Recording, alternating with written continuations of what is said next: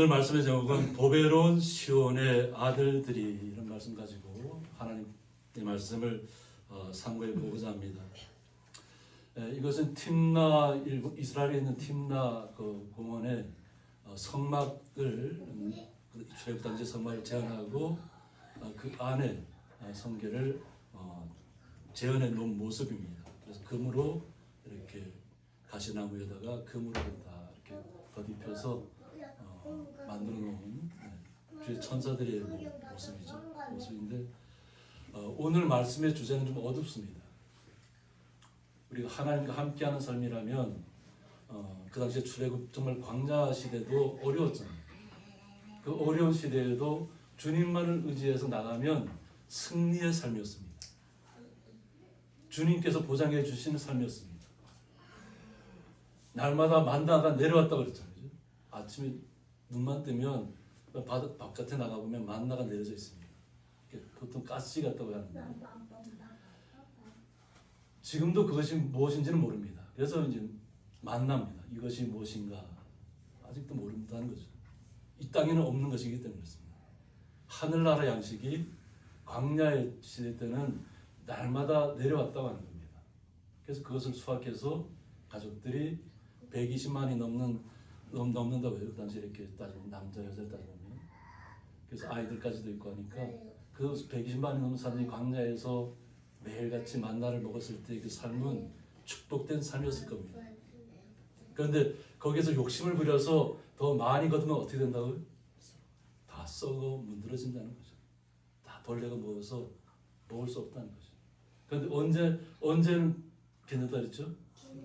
안식일을, 우리는 이제 지금 주일이지만 그 당시 안식일을 이제 할 때, 안식일을 맞이할 때는 더 거두지 못하기 때문에 그 전날 이틀치를 주는 거예요. 그래서 그러면 그 썩지 않는 거예요. 하나님께서 모든 자연 만물 속에서 역사하고 있다는 겁니다. 욕심으로 거둔 것은 사라지고 없는데 하나님이 허락하신 것은 그대로 있다는 겁니다. 그런데 오늘 말씀에서 예레미야 애가는 슬픔이잖아요. 고통이고. 왜 이스라엘 백성들이 무너졌는가 하는 겁니다. 하나님이 함께할 때는 그냥 무소불위의 영향력을 행사하고 모든 소문만 들어도 사람들이 벌벌 떨었다. 여호와 하나님께서 역사하시는 그들이 우리에게로 다가오면 우리가 멸망할까봐 벌벌 떨었다고 했는데, 오히려 지금은 이스라엘 백성들이 무너졌다고 하는 겁니다. 이스라엘 백성이 무너졌다는 뭐냐면 마음속에, 마음의 중심에 하나님이 없다는 겁니다. 하나님을 마음의 속에 두지 않고 우리 스스로가 무언가를 잘 이루어보고 무언가 부경화를 꾸리기 위해서 나타났을 때 하나님께서 어떻게 역사하십니까? 그것을 오늘 예레미야 애가를 통해서 한번 살펴보도록 하겠습니다. 슬프다, 어찌 그리 금이 빛을 잃고 순금이 변질하였냐고 말하겠습니다. 슬프다고 얘기하고 있습니다. 애절하다는 거죠. 우리가 슬픔을 나타낼 때 그냥 이렇게 잠시 동안에 나타나는 그런 슬픔이 아니에요. 오늘 비참하고 내일도 미래가 없고 비참한 삶이에요. 어저께도 그랬고 앞이 보이지 않는 삶이 계속 이어졌다. 이것을 빗대어서 금이 빛을 잃었다고 합니다. 순금이 얼마나 번쩍번쩍하나요, 그죠? 순금을 오늘 제가 보니까 김교 권사님이 아주 순금을 차고 오셨더라고요. 누가 선물했다 그랬죠? 아들이요. 아들이 아들이랑 며느리가. 단추 이거 끌고 싶어 해가지고. 아니 아침에 이렇게 와서 찬양 미리 연습하는데 손을 딱 하는데 여기에 금사도 딱 매여 있는 거예요. 이거 뭐 또 있어요. 목에도 또 있어요? 풀로. 아유 목사님 여기. 그러니까 금빛 이래 찬란하잖아요, 그죠? 그런데 그 빛을 잃어버렸다는 거예요. 이스라엘 백성이, 하나님의 백성은 순금과 같다는 거예요. 순금과. 그래서 하나님의 백성들은 항상 이 금사슬로 표현합니다. 금목걸이를 표현하는데 항상 금목걸이를 차고 있는 백성이 성도라, 이스라엘 백성이라. 그런데 금이 빛이 잃었다면 하나님이 그 마음속에 없다는 겁니다. 어떻게 해서 이 순금이 변질할 수 있나요? 없나요? 금은 그대로 있잖아요. 그죠? 변질을 하지 않는다는 것이 순금입니다. 그런데 이 순금이 변질됐다는 거예요. 성소의 돌들이 거리 어귀마다 쏟아졌다고 했습니다. 예루살렘을 둘러싸고 있는 성소의 모든 그 귀중하고 보배롭게 쌓았던 것들이 다 무너져서 그냥 돌덩이처럼 다 흩어졌다는 거죠. 다 파괴됐다는 거예요. 아름답게 느껴졌던 그 모든 성소의 모든 것들이 돌무더기처럼 쌓여버린 거예요. 우리가 히스기야 시대를 생각하면 됩니다. 히스기야 시대. 아수르에 의해서 포위당했는데 그 1년 6개월 동안 포위당했다. 그만큼 이스라엘 백성은 그 바깥을 벗어나지 못했다. 하나님을 떠난 백성은 그러니까 이웃 나라를 통해서 꼼짝달싹도 못하게 다 포위망이 좁혀져 가고 이스라엘 속에 물이 공급되지 않거나 자재가 공급되지 않으면 어떻게 되나 고립이 되는 겁니다. 이스라엘 이렇게 뭐 유럽 중동 지역에 가보면 둔덕이에요. 이렇게 높은 산이 아니에요. 근데 둔덕인데 그 둔덕에다 다 성을 쌓는 거예요. 그리고 거기에서 막루에서 다 바라보는 거예요. 누가 저기 쳐들어오는지. 그리고 그 안에는 지하로 다 파놨습니다. 지하로. 그래서 지하로 연결해서 바깥에서 물이 들어올 수 있게 하고 그 안에 겉으로 봤을 때는 이 둔덕인데 그 안에는 다 완전히 성처럼 되어 있습니다. 그런데 그런 것들이 가보면 다 버려짐을 당했다는 거예요. 지금도 가보면 곳곳마다를 가보면 그냥 유적지로만 남아요. 사람이 살 수 없는 곳으로 변해버린 것입니다. 그래서 순금에 비할 만큼 보배로운 시온의 아들들이라고 했습니다. 순금에 비할 만큼 보배로운 그 사람들이 누구라고요? 이스라엘 백성이라는 거예요. 하나님의 백성. 지금 요즘으로 하면 순금은 바로 우리 성도들을 이야기할 비유로 들 수 있습니다. 우리는 주님 앞에 순금처럼 정금처럼 나타나야 될 줄 믿습니다. 그만큼 보배롭다는 거예요. 근데 이 보배로운 시온의 아들들이 어떻게 변했냐면 어찌 그리 토장에 만든 지랑아리 같이 여김이 되었는고 그랬습니다. 항아리를 지랑아리를 만들잖아요. 그죠? 토장이들이 어떻게 하나요? 토장이들이 그 불가마 속에서 이렇게 나타냈을 때 요즘은 어떻게 하는 거예요? 뭐 기계로 다 요즘 다 하니까 그런 뭐 분량이 별로 없겠지만은 토장에 딱 들었을 때 약간 흠집이 있거나 뭔가 마음에 안 들면 바로 다 깨버리잖아요. 그 자리에 다 깨버립니다. 이것처럼 순금에 비할 만큼 보배로운 시온의 아들들이 성도들이 그냥 지랑아리처럼 그냥 다 깨져버립니다. 힘을 잃었다는 겁니다. 마음속에 주님이 없다는 겁니다. 성도는 항상 어떠한 고난이 오거나 어떤 죽음의 위기가 오거나 마음속에 뭐가 있어야죠? 주님이 항상 있어야 됩니다. 오늘도 찬양 통해서 은혜의 담비라고 표현해 주셨잖아요. 그죠? 항상 주님의 은혜가 우리의 마음속에 항상 우리를 적셔야 됩니다. 그래서 어떤 어려움이 와도 주님 때문에 오늘도 주님을 찬양하며 주님 때문에 오늘도 감사하며 살아갑니다. 고백해야 됩니다. 좀 좋은 소식도 우리는 들어야 되잖아요. 그죠? 우리 소아무 집사님이나 정민 집사님을 위해서 우리가 좀 기도해야 되지만은 장수배 권사님의 며느님은 이제 퇴원이 이제 예정되어 있다. 잘 회복이 되어 있고 그래서 또 기쁜 소식이기도 한데 우리의 마음속에는 항상 기쁨의 샘물이 흘러 넘쳐야 될 줄 믿습니다. 네.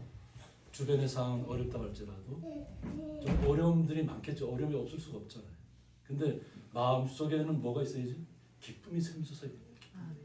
주님께서 주시는 은혜가 내 마음속에서 흘러서 나도 적셔야 되지만 나의 가족들, 나의 이웃들을 적셔야 됩니다. 주님의 사람이 어떤 모습으로 살아가는지를 우리 성도님들이 나타내는 것입니다. 그래서 성도님들이 기쁨으로 걸어가면 주변이 환해지는 거예요. 그럼 오늘 아침도 그랬잖아요. 윤문환 권사님이 휠체어를 밀고 딱 보니까 갑자기 다들 주변에 바라보는 분들이 환하게 미소 짓는 우리 권사님들이 바라보면서 어떻게 걸어서 이렇게 밀고 이거 휠체어를 밀고 오냐. 몸은 힘들잖아요, 그죠? 몸은 누구보다 힘들 텐데 기쁨으로 걸음을 떼잖아요. 그러니까 주변을 바라보는 뭐 저를 비롯해서 우리 바라봤던 권사님들이 얼굴이 환해지는 거예요. 한 분을 통해서 주변까지도 환해지는 겁니다. 이것이 우리의 삶입니다. 주님의 은혜가 흘러넘치는 것이고, 그런데 이 당시에 이스라엘 백성들은 하나님이 그 마음속에 없었다는 거예요. 그러니까 다 부서질 때 부서졌다는 겁니다. 이 부서진다는 것을 오늘 또 비유를 통해서 어떻게 되냐면 들깨에다 비유를 듭니다. 들깨들도 젖을 주어 그들의 새끼를 먹인다고 했습니다. 그냥 아무렇게나 살아가는 것처럼 느껴지는 들깨들도 자기들의 새끼를 얼마나 잘 돌보는지 몰라요.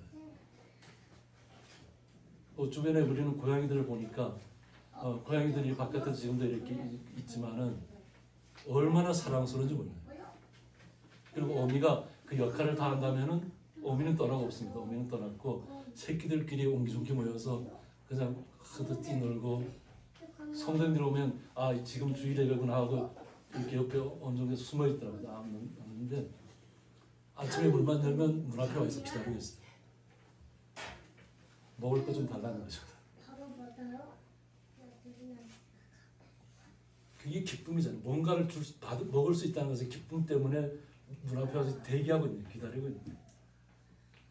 마음의 고양이들도, 말하지 못하는 고양이들도 행복감에 넘쳐 있는 거예요. 그러니까 자유롭게 뛰노는 거예요. 그래서 어떤 때는 막 제가 걷지 못할 정도로 막 제 옆에 막 따라다니고, 그래서 제발 좀 그렇게 하지 말아요, 제발. 근데 제가 표현한다고 고양이들이 알아들을까요? 그냥 고양이들은 그냥 제 발밑을 계속 왔다 갔다 하는 거예요. 왜? 먹을 것을 갖다 주고 있잖아요. 먹을 것 갖다 주고. 그만큼 이게 우리 살아가는 주변에 있는 모든 생명체들은 자기의 새끼들을 귀중하게 생각하고 먹인다는 거죠. 그런데 딸 내 백성은 잔인하다고 표현합니다. 딸 내 백성은 누구를 말하죠? 이스라엘 백성을 얘기합니다. 잔인하다는 거예요. 하나님의 사람들이 잔인하다는 거예요. 마치 광야의 타조 같다고 합니다. 타조는 굉장히 어떤 크잖아요. 아주 다리도 아주 길쭉하고, 타조가 이렇게 영상으로 보면 타조가 사람한테 막 이렇게 대더라고요. 사람이 잘못 가면 그 타조가 이렇게 공격하더라고요. 요즘은 타조뿐 아니라 일본에는 이제 곰들이 사람을 그렇게 습격을 많이 한다. 이렇게 너무 이렇게 자연이 이렇게 곰들을 보호하다 보니까 곰들이 그러니까 주로 이렇게 오집사님이 일본을 가는 아키타현 쪽에서 그쪽이 사과 농사 많이 짓는 지역인데 그곳에 지금 곰들이 막 출몰해서 사람을 공격하더라고요. 그래서 아침이나 저녁 늦게 나온 것이 공포스럽다는 거예요. 생명을 빼앗아요. 만큼 타조들이 그렇다는 거예요. 자기 새끼를 돌보지 않는 거예요. 알만 쑥 놔놓고 타조 알이 얼마나 커요. 근데 그냥 방치해 놓는 거죠. 그러니까 자기 어떤 뭐 하나님께서 그 생명체 다 해서 다 부활시키지만은 비유입니다. 비유. 그만큼 관심을 두지 않는다는 거죠. 이것을 갖다 타조에 대해서 얘기하는데 야엔이라고 합니다. 타조. 탐욕스럽고 폭식하는 존재의 대명사다고 얘기합니다. 타조. 탐욕스럽다. 폭식한. 그래서 본문에서처럼 알을 낳고는 그 알을 돌보지 않을 정도로 애정이 없고 무관심한 존재를 상징적으로 타조에 비유한 것입니다.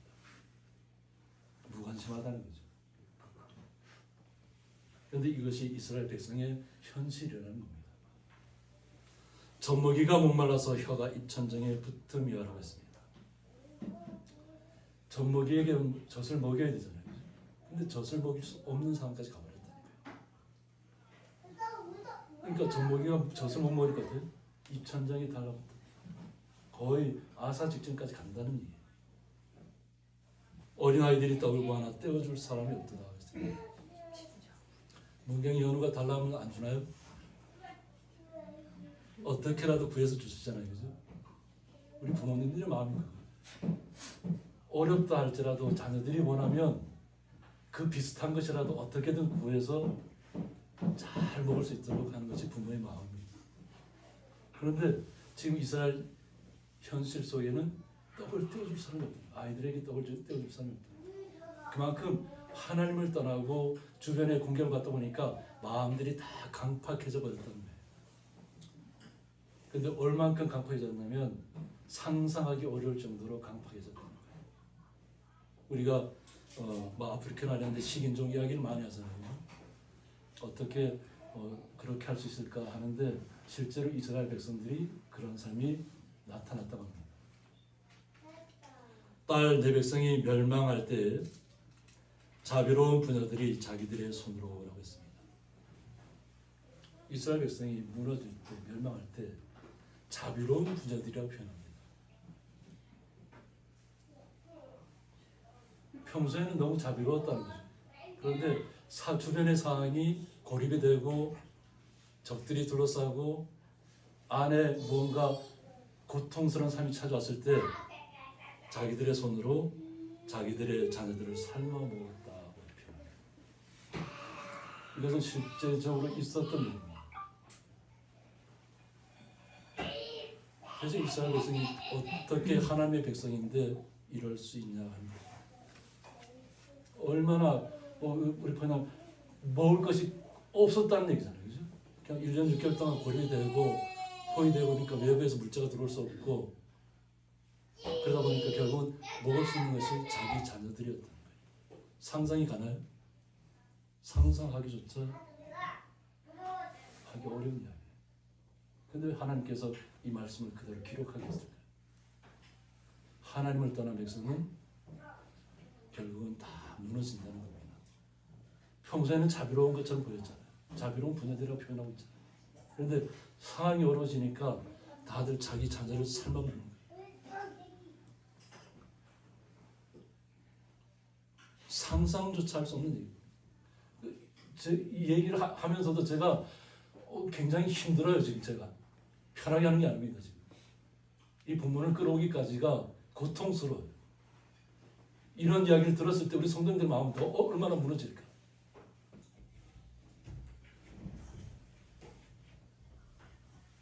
현실이 무너졌다는 거예요. 모든 게 다 사라졌다는 거예요. 인간으로 생각할 수 있는 일들이, 가치 있는 일들이 다 사라졌다는 얘기예요. 하나님을 떠난 백성은 존재할 수가 없습니다. 부끄러운 인생을 살 수밖에 없습니다. 이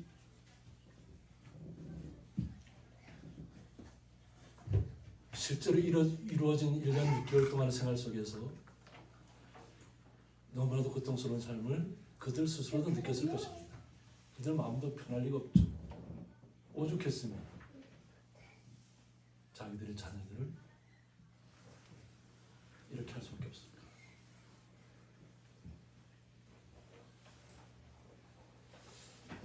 우리가 이것은 그것도 팀나 이것도 팀나 이제 공원에 있는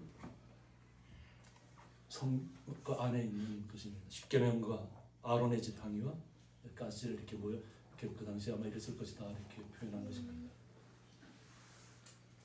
이것은 한번 들어가고 밀봉이 된 상태입니다. 그것을 볼 수가 없죠. 그런데 이스라엘 백성들의 이해를 돕기 위해서 이와 같은 일들이 있었다는 것을 팀나 공원에 그 팀나 공원도 광야입니다. 그것을 표현을 해놨습니다. 깨달으라는 겁니다. 주님과 함께 동행할 때는 풍요로웠던 삶이 하나님을 떠나면 어떤 삶으로 바뀔 것을 예시하는 것입니다. 그래서 맛있는 음식을 먹던 자들이 외롭게 거리에 있다고 했습니다. 그러니까 하나님과 함께 할 때는 그냥 풍요로운 삶을 누렸다는 것입니다. 그리고 자비로웠다는 거예요. 부녀들이 얼마나 자기 자녀들이 사랑스러웠겠어요. 그죠? 그러니까 하나님이 함께 하실 때는 모든 것이 풍요하고 완벽했는데 그냥 뭔가 우리 스스로가 뭔가 이뤄보겠다고 우리가 뭔가를 나름대로 지켜보겠다고 했던 일들이 하나님을 떠나는 삶이었다면 그 삶은 비참한 생활로 나락으로 떨어질 수밖에 없다는 겁니다. 외롭게 거리거리에 있다는 거예요. 우리 예전에 한번 어렸을 때 기억나시나요? 정선에도 거지들이 많았습니다. 다리 밑에서 움막집을 짓고 거지들이 살았습니다. 그 당시에 정선 시내도 그냥 토담이었어요. 담이 토담이었습니다. 이렇게 진흙으로 돌과 돌 사이 이렇게 해서 다 이렇게 집들이 다 보일 정도로 다 이렇게 돼 있어요.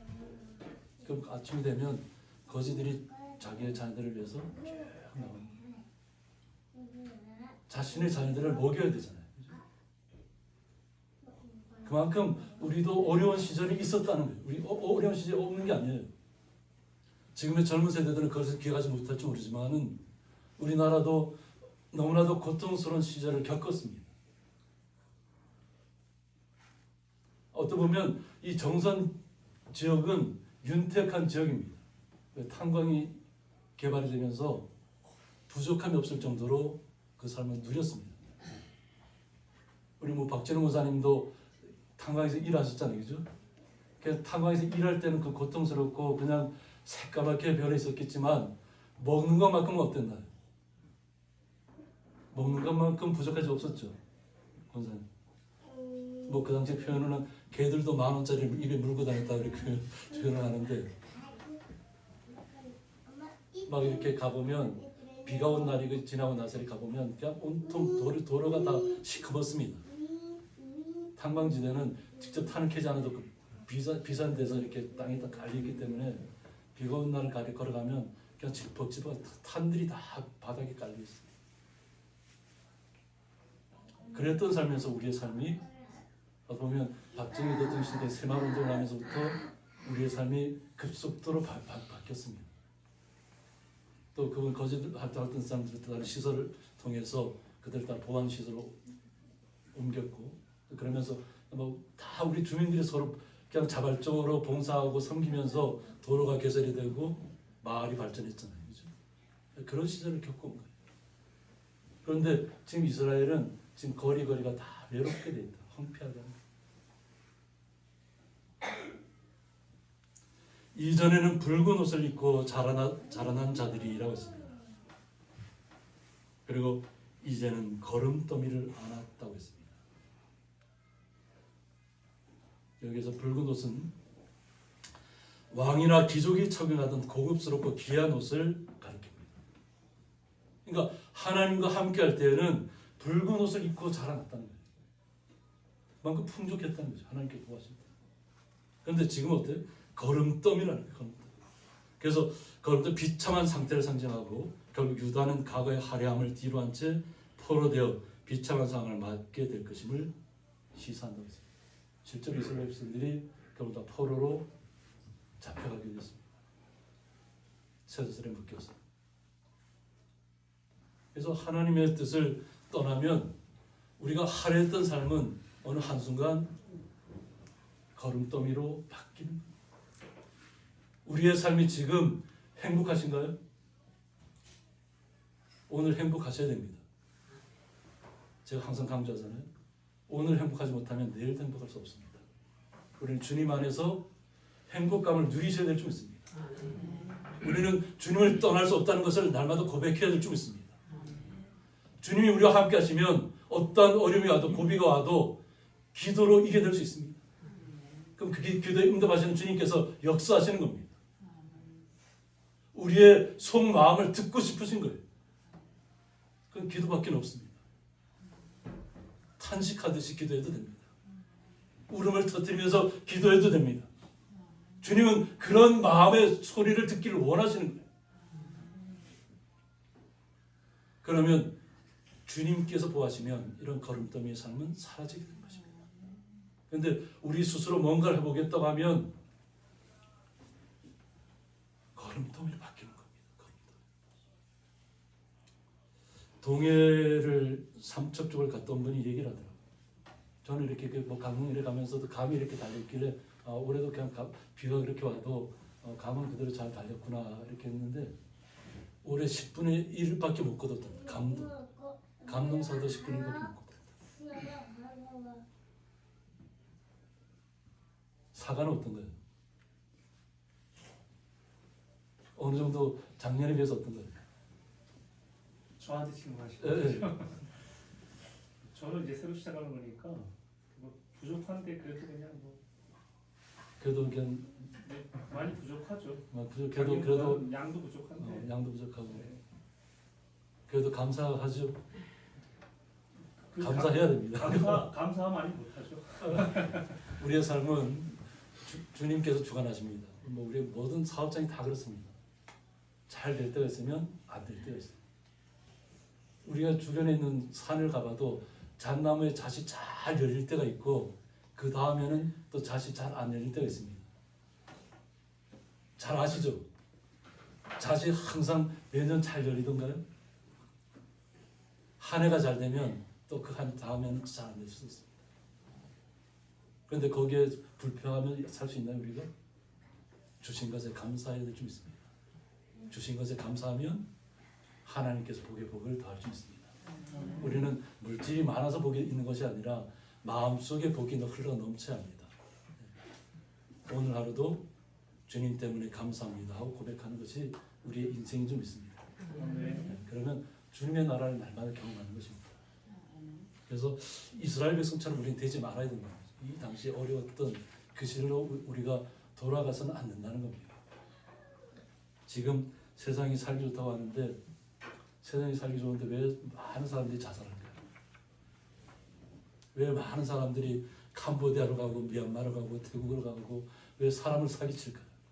왜 사람을 속일까요?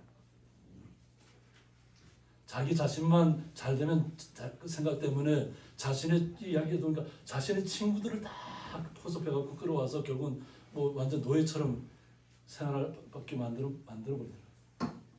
자신도 처음에는 그렇게 끌려갔다가 오히려 그것에 포섭된 거죠. 그리고 그 사회에 물들어 버린 겁니다. 범죄 사회로 바뀌어버린 겁니다.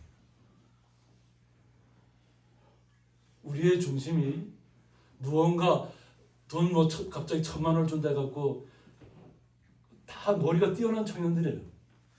IT 쪽에 있는 청년들이에요. 그러니까 우리나라에서는 취직도 잘 안 되고 뭔가 그만큼 값어치를 못하고 있는데 갑자기 막 말로는 막 1,000만 원이 넘는 보수를 준다고 하니까 얼마나 마음이 들떴겠어요.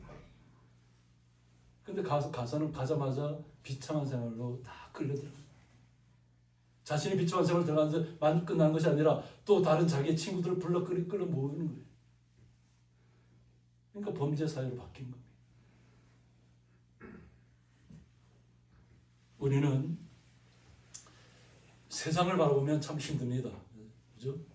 근데 우리 스스로를 주님 앞에 말씀의 안에 비춰보면 나는 행복한 사람입니다 하고 고백할 수 있어야 됩니다. 내가 행복하다고 주님 앞에 고백할 때 주님의 은혜가 우리에게 더할 줄 믿습니다. 그래서 오늘 말씀은 예레미야가 그 애절하게 고통스럽게 이야기하는 거예요. 그냥 쉽게 하는 이야기가 아닙니다. 예레미야 선자는 자신이 감옥에 들어갑니다. 매를 맞습니다. 감옥이라고 하는 것이 뭐냐면 이렇게 빛이 들어오는 것이 아니에요. 그냥 지하에다가 내려버리고 물도 안 주고 그냥 고통스럽게 가두는 겁니다. 암흑 속에다가. 하나님의 말씀을 선포했다고 해서 암흑 속에 가두는 거예요. 왜 그런 이야기를 하냐는 거죠. 그런데 그 나라를 무너뜨렸던 사람들이 누구냐면 바로 선지자들이고 제사장들이에요. 왕 옆에 있는 선지자들과 제사장들이 그냥 왕이 하는 이야기가 다 맞고 옳고 하면서 다 구렁텅이로 다 빠뜨려뜨린 거예요. 하나님이 깨어나라고 그렇게 하지 말라고 이야기했음에도 불구하고 정직하게 이야기하는 선자를 그냥 감옥 속에 암흑 속에 가두는 거예요. 우리가 평안한데 왜 그러냐는 거죠. 근데 그 평안하다는 것이 결국 나라가 무너지는 지점까지 가는 겁니다. 그냥 자기에게 듣기 좋은 이야기만 하는 사람을 주변에 두면 무너집니다. 나에게 정말 간절한 마음으로 정말 진실되게 나에게 이야기해 주는 사람은 축복을 받은 사람이에요. 아무리 친한 친구라고 해도 이 내가 얘기를 해줬을 때 그 친구가 받아들이지 않으면 그 얘기를 할까요, 안 할까요? 할 수가 없습니다. 좋은 이야기도 받아들이지 않는데 어떻게 이야기하나요? 그런데 예레미야 선자는 그 안 좋게 자기를 감옥에 가둘 걸 알고 자기를 때릴 줄 알면서도 자기가 맞잖아요. 고통 속에서. 그걸 알고도 진실을 말하는 거예요. 하나님 말씀 선포하는 거예요. 깨달아야 한다는 거예요. 돌이키지 않으면 다 무너진다는 겁니다. 그것이 비록 70년 후에 일어날지라도 그의 약속이죠. 지금 고통을 받아야 된다. 그래서 오늘 예를 드는 것이 뭐냐면 전에 소돔이 사람의 손을 대지 아니하였는데도 순식간에 무너졌다고 했습니다. 소돔이 어떻나요? 그냥 그 동성애로 그냥 가득했던 그냥 그것이 좋다고 천사가 찾아왔습니다. 천사조차도 그냥 뭔가 같이 해보겠다고 막 하다가 결국은 앞 천사가 그냥 빛을 보내니까 앞이 다 안 보이고 다 가려지잖아요. 그리고 결국은 롯과 그의 가족들만 피신시키고 소돔은 다 무너지잖아요. 무너질 때 하늘에서도 불이 떨어지고 땅에서도 솟구쳐 올랐다. 그러니까 커다란 지각 변동이 있었다는 거예요. 그래서 아마 그 지역이 지하 600m 이 정도까지 내려간지 모릅니다. 얼마나 심한 그 타격이 있었으면 땅이 아주 폭파할 정도로 완전히. 왜 그러냐면 그 당시에 그곳이 너무나 보기 좋았던 것이라고 하기 때문이었습니다. 롯이 그것을 택하여 갔잖아요. 자신의 눈에 보기에는 그것이 너무 아름다운 것이 자기의 가축들을 키우기에 너무 좋은 장소였다는 거예요. 그래서 그 장소를 택해서 갔잖아요. 아브라함 어떻게? 자기 원하는 자리를 떠나갔잖아요. 안 좋은 자리라도 하나님께서 그 지경을 넓히라고 했을 때 마음대로 가는 거예요. 보기 안 좋은 땅이라도 하나님이 변화시키면 축복의 땅이 되는 것입니다. 근데 아무리 눈에 보기 좋은 땅이라도 그것이 썩어 있고 문드러져 있으면 저주의 땅으로 바뀝니다. 순식간에 사람을 손을 대지 않았는데도 다 무너졌다는 거예요. 이제는 딸 내 백성의 죄가 소돔의 죄악보다 무겁다고 얘기합니다. 그 당시에 우리는 소돔과 고모라의 이야기를 들으면 어떻게 하나님을 배반해도 떠나서 그렇게 무너졌을까 하고 이야기했지만 오늘 이스라엘 백성이 그렇다는 그보다 더하다는 거예요. 다 무너졌다는 하나님의 그 중심 하나님의 마음속에 없다는 거예요. 그나마 히스기야 선지 왕이 자신의 목숨도 경각에 달렸지만 하나님 앞에 그 뜻에 회개하고 돌이켜 하나님 앞에 기도했을 때 아수르 군대가 18만 5천 명이 한순간에 다 그 다음에 아침에 보니까 거지들이 이렇게 바깥에 있는 거지들이 딱 보니까 갑자기 다 아수르 군대가 다 숨이 끊어진 거예요.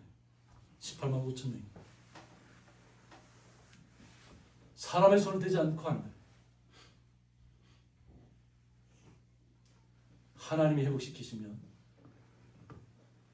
우리의 주변의 적들은 다 무너질 줄 믿습니다. 다만 우리의 마음이 히스기야 왕처럼 진정으로 회개하느냐 안 하느냐 그게 중요합니다. 말씀을 줄 때는 돌이키는 겁니다.